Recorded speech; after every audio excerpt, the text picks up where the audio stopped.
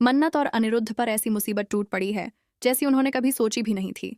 एक तरफ मन्नत को अपनी अब तक की सबसे बड़ी गलती का एहसास हो चुका है और दूसरी तरफ वह इस सच को सह नहीं पा रही कि जिसकी बातों पर वह आंख बंद करके भरोसा करती थी, वही ऐश्वर्या उसके पूरे परिवार के खिलाफ एक के बाद एक खतरनाक चाल चल रही थी।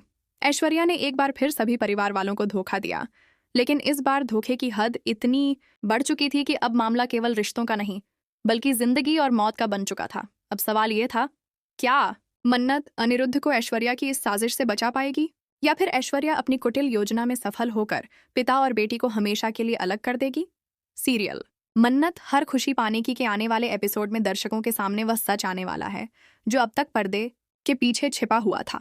असलियत यह है कि ऐश्वर्या और मल्लिका ने मिलकर एक ऐसा खेल रचा है जिसमें वे एक बार फिर सभी की नज़रों में मासूम और भली बनने का नाटक कर रही हैं। वे दोनों पूरे परिवार को यह यकीन दिलाना चाहती हैं कि वे बदल चुकी हैं, लेकिन हकीकत में उनकी हर मुस्कान, हर आंसू, हर मीठा शब्द सब झूठा है।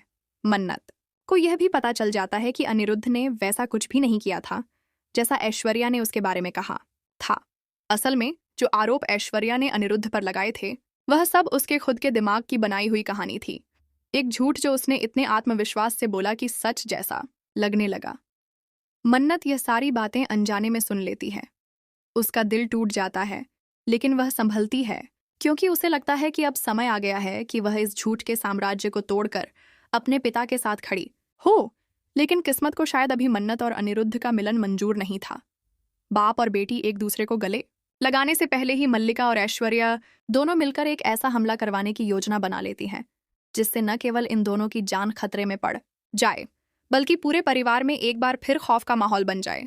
जहां एक तरफ मल्लिका अपने खास गुंडों को मन्नत के पीछे भेज देती है ताकि वह उसे रास्ते से हटा सके, वहीं दूसरी तरफ ऐश्वर्या खुद अनिरुद्ध को खत्म करने के लिए निकल पड़ती है।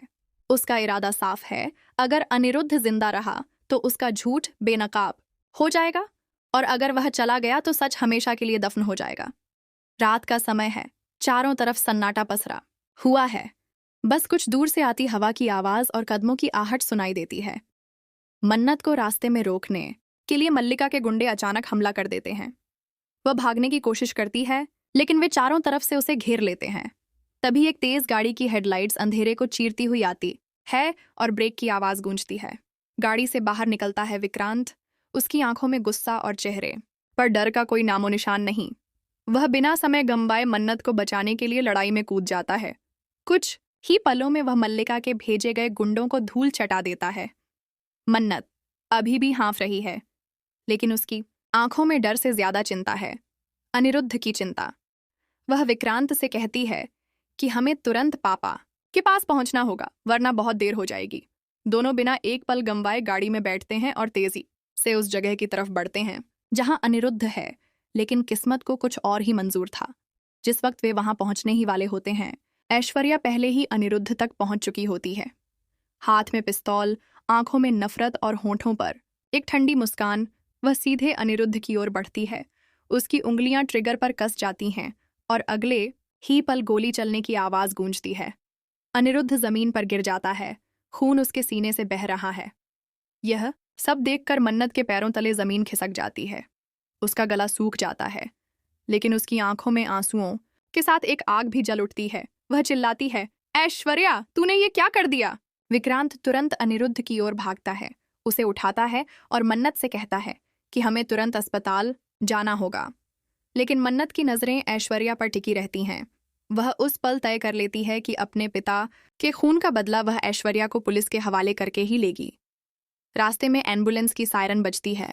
विक्रांत ड्राइव कर रहा है और मन्नत अपने पिता का हाथ पकड़े हुए है, जैसे उसे यकीन दिला रही हो कि वह उसे छोड़कर नहीं जाएगा। उसकी आंखों में डर और दुआ दोनों हैं, लेकिन ऊपर वाले से बढ़कर कोई नहीं होता। जब किसी की जिंदगी की डोर ऊपर वाला पकड़ लेता है तो लाख दुश्मन कोशिश कर लें, वह डोर टूटती नहीं।